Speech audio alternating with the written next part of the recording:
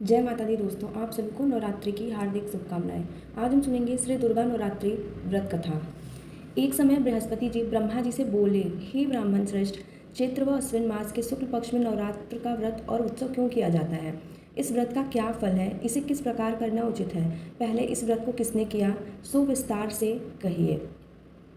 बृहस्पति जी का ऐसा प्रश्न सुन ब्रह्मा जी ने कहा, हे बृहस्पति, प्राणियों के हित की इच्छा से तुमने बहुत अच्छा प्रश्न किया है। जो मनुष्य मनोरथ पूर्ण करने वाली दुर्गा, महादेव, सूर्य और नारायण का ध्यान करते हैं वे मनुष्य धन्य हैं। यह नवरात्र व्रत संपूर्ण कामनाओं को पूर्ण करने वाला है। इसके करने से पुत्र की कामना वाले को पुत्र, धन की लालसा वाले को धन, विद्या की चाहना वाले को विद्या और सुख की इच्छा वाले को सुख मिलता है। इस व्रत को करने से रोगी मनुष्य का रोग दूर हो जाता है, मनुष्य की संपूर्ण विपत्तियां दूर हो जाती हैं और घर में समृद्धि की वृद्धि होती है। बंध्या को पुत्र प्राप्त होता है, समस्त पापों से छुटकारा मिल जाता है और मन का मनोरथ सिद्ध हो जाता है। जो मनुष्य इस नवरात्र व्रत को नहीं करता वह अनेक दुखों को भोगता है और कष्ट व रोग से पीड़ित हो अंगहीनता को प्राप्त होता है। उसके संतान नहीं होती और वह धन धान्य से रहित होता है, भूख और प्यास से व्याकुल घूमता फिरता है तथा संज्ञाहीन हो जाता है।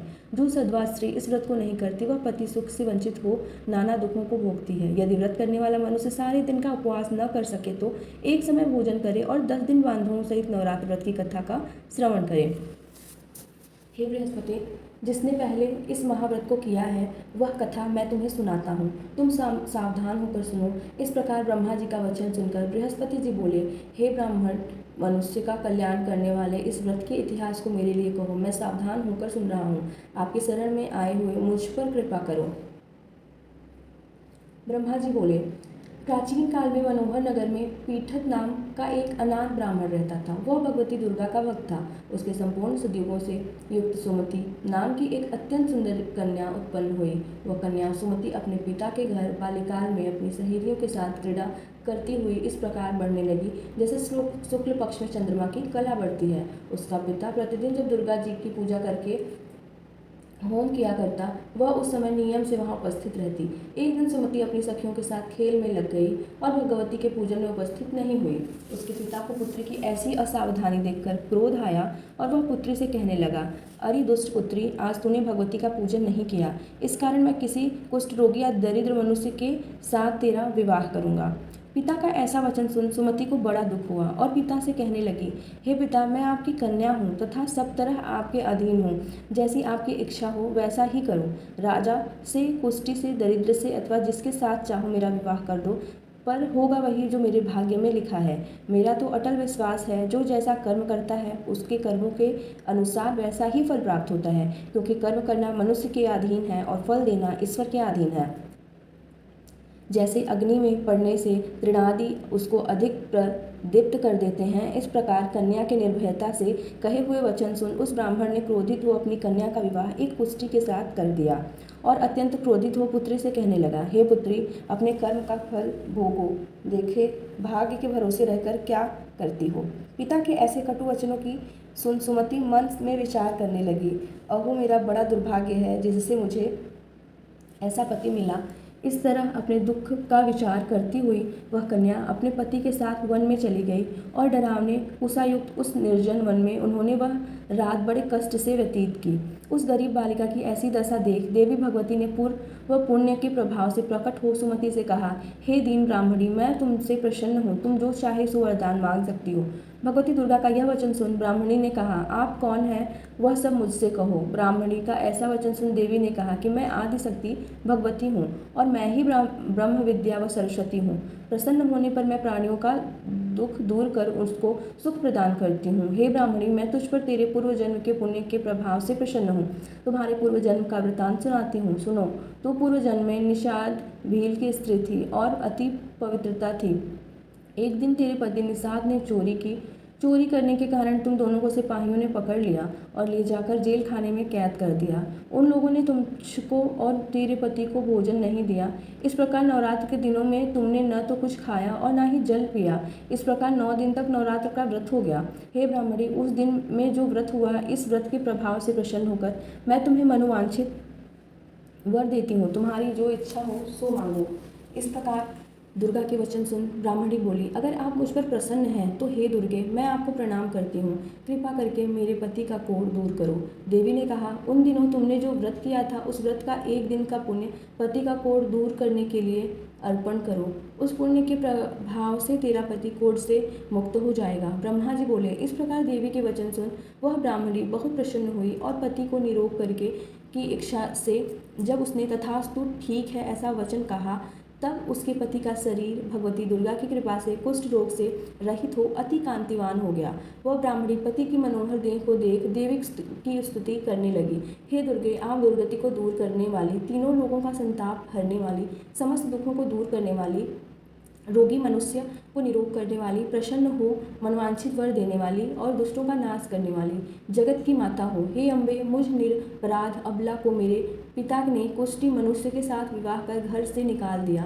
पिता से तिरस्कृत निर्जन वन में विचर रही हूँ। आपने मेरा इस विपदा से उद्धार किया है। हे देवी, आपको प्रणाम करती हूँ, मेरी रक्षा करो।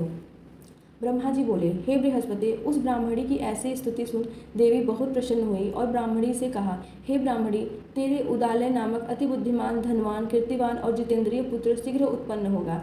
ऐसा वर प्रदान कर देवी ने ब्राह्मणी से फिर कहा कि हे ब्राह्मणी, और जो कुछ तेरी इच्छा हो वह मांग ले।